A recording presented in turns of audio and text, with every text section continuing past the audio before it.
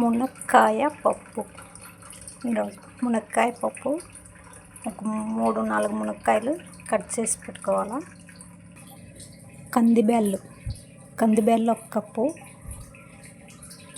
కందిబ్యాళ్ళు కుక్కర్లో వేసేసి బాగా ఒక 2-3 విజిల్లు వచ్చిన తర్వాత స్లోలో పెట్టి ఒక 10 నిమిషాలు బాగా ఉడకపెట్టుకోవాలి మెత్తగా. బ్యాళ్ళు ఉడికేలోపు పప్పు కన్నీ రెడీ చేద్దాం. పాత్ర పెట్టుకొని నూనె వేసుకొని ఒక 3 టేబుల్ స్పూన్లు తాలింపు గింజలన్నీ ఇందులో వేసుకొని ఎండుమిరపకాయ, తెల్లగడ్డ, కరివేపాకు వేసుకొని వేగిన తర్వాత ఎర్రగడ్డలు వేసుకొని ఎర్రగడ్డలు కొంచెం వేగిన తర్వాత పచ్చిమిరపకాయలు వేసుకొని అవి ఒక 2 నిమిషాలు వేయించుకొని అందులోనే మునక్కాయలు వేసుకోవాలి. అవి కొంచెం వేగిన తర్వాత ఉప్పు, పచ్చిపొడి వేసుకోవాలి. అందులోనే ఒక గ్లాస్ నీళ్ళు పోసుకొని మునక్కాయలు బాగా ఉడకనియాలి. మూత పెట్టుకొని వచ్చి బాగా ఉడుకుతాయి. కుక్కర్ కూడా 2 విజిల్ వచ్చేసింది. మూత తీసి చూసుకోవాలా.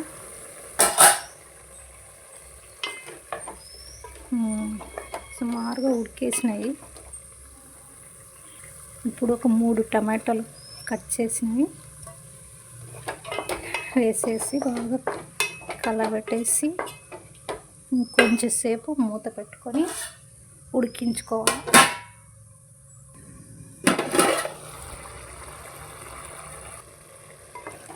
టమాటాలు కూడా బాగా ఉడికిపోయినవి. ఉడికిన తర్వాత లాస్ట్లో కొంచెం చింతపండు పులుసు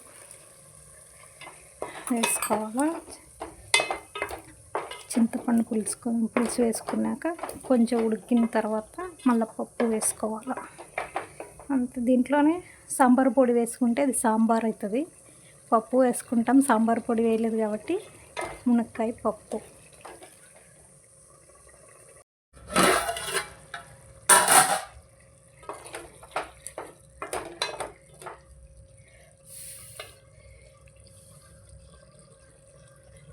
బాగా మెత్తగా ఉడికిపోయినాయి. ఇప్పుడు కుక్కర్ ఓపెన్ చేసి పప్పు వేసుకోవాలి.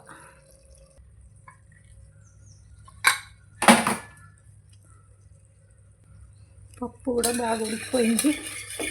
బాగా కలబెట్టేసి బాగా మిక్స్ చేసుకొని వేసుకోవాలి. ఇందులో వేసేసుకోవాలి. ఎంత థిక్ కావాలో చూసుకొని అందులోనే నీళ్లు పోసి కలబెట్టి వేసేయాలి. వేసుకున్న తర్వాత ఇది బాగా ఉడకనివ్వాలి. ఉడికేంత వరకు నెచ్చి ఆఫ్ చేసుకోవాలి. ఇప్పుడు బాగా ఉడికిపోయింది. అంతే, ఆఫ్ చేసుకోవాలి. ఫైనల్గా కొంచెం తిరగవాత వేసుకుంటాము. కావాలంటే వేసుకోవచ్చు, లేదంటే ఆల్రెడీ ఫస్టే తిరగవాత వేసినాం కాబట్టి ఏం అవసరం లేదు. టేస్ట్ బాగా వచ్చింది ఫైనల్గా తిరగవాత చేస్తే. అంతే, మునక్కాయ పప్పు రెడీ.